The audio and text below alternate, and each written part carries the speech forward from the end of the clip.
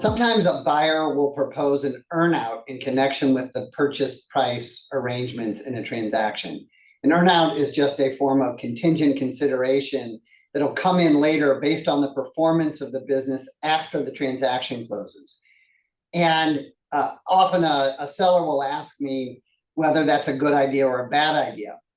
And the reality is many people consider earnouts to just be another word for litigation, because if you do have some kind of contingent arrangement in the future, it tends to lead to an argument or a disagreement between the parties about whether the criteria for that payment have been met or how well they've been met to determine how much should be paid in the future.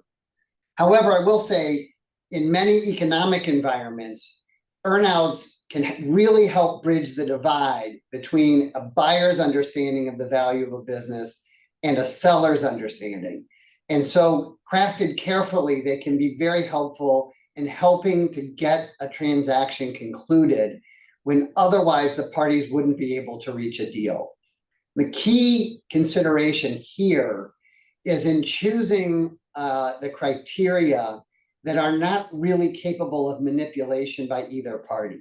So if you choose revenue of the business and it's just a headline number, either they brought in that much revenue in the time period or they didn't, it's not really subject to manipulation.